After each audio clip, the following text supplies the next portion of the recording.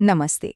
भारत के employee provident fund system में होने वाले बड़े और हाईटेक बदलावों को डिकोड करने वाले इस एक्सप्लेनर में स्वागत है। कर्मचारी भविष्य निधि संगठन यानी ईपीएफओ एक ऐसा नाम है जिससे भारत का लगभग हर नौकरी पेशा व्यक्ति जुड़ा हुआ है। लेकिन अक्सर इसका नाम सुनते ही दिमाग में पुरानी फाइलें और लंबे इंतजार का ख्याल आता है ना? खैर, अब वक्त बदल रहा है। ये सिस्टम एक पूरी तरह से डिजिटल और हाईटेक अवतार लेने जा रहा है। The digital transformation of EPFO सच में एक बहुत बड़े और क्रांतिकारी बदलाव की शुरुआत है।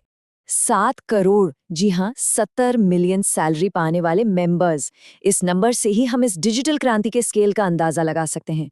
ये कोई छोटा मोटा रूटीन सिस्टम अपडेट नहीं है। ये एक ऐसा ऐतिहासिक बदलाव है जिसका सीधा असर भारत के वर्कफोर्स के एक बहुत बड़े हिस्से की आर्थिक जिंदगी पर पड़ने वाला है। इतने बड़े पैमाने पर होने वाले इन बदलावों में आखिर क्या-क्या नया है? आइए गहराई से समझते हैं।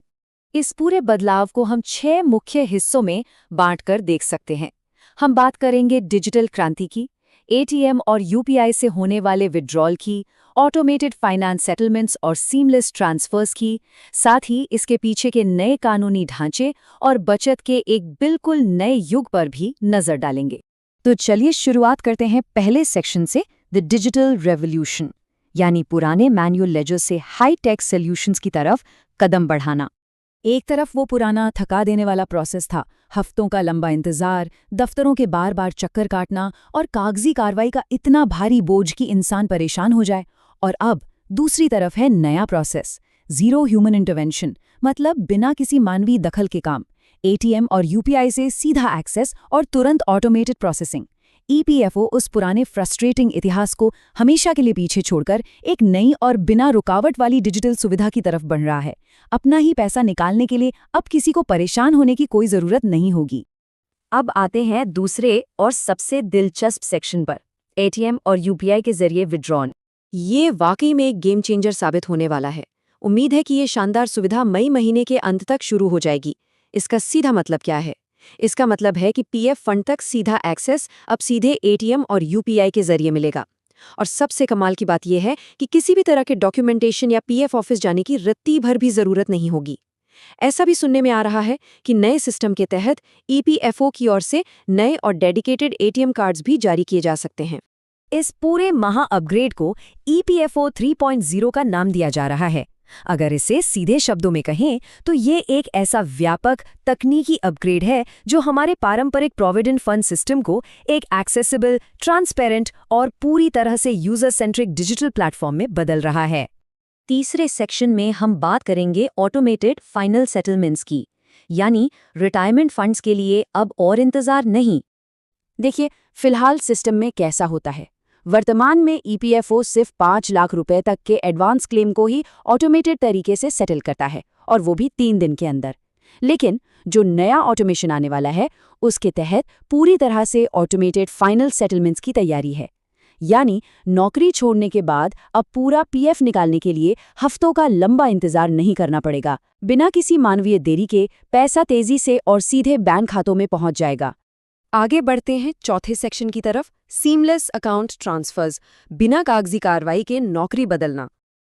आजकल के समय में लोग अक्सर नौकरियां बदलते रहते हैं, और पहले नौकरी बदलने का मतलब था पीएफ ट्रांसफर के ढेरों फॉर्म भरने की सिरदर्दी।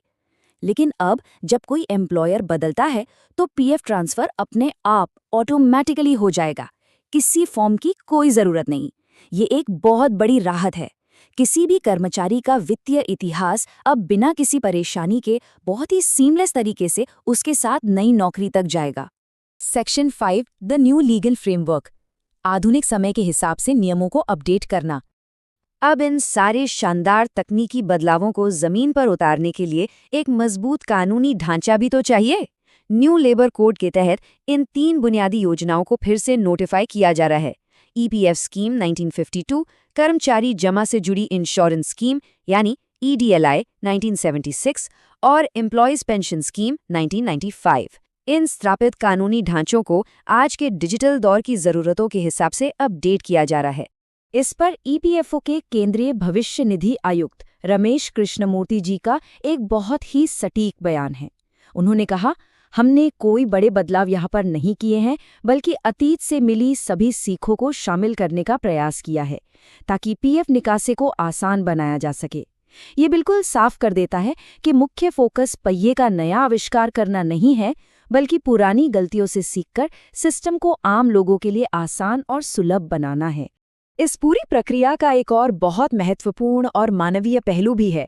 केंद्रीय श्रम सचिव वंदना गुरनानी ने इस नजरिए को बहुत अच्छे से सामने रखा। उन्होंने कहा, उद्योग जगत को इन सुधारों को केवल एक कंप्लायंस लिस्ट के रूप में नहीं देखना चाहिए, बल्कि इसे खुशहाल, स्वस्थ और प्रोडक्टिव कार्यबल के प्रति एक कमिटमेंट के रूप में देखना चाहिए। ये याद दिलाता है कि ये सभी बदलाव सिर्फ टेक्नोलॉजी के बारे में नहीं है, बल्कि ये लोगों की भलाई और उन्हें सुरक्षित महसूस कराने के बारे में है।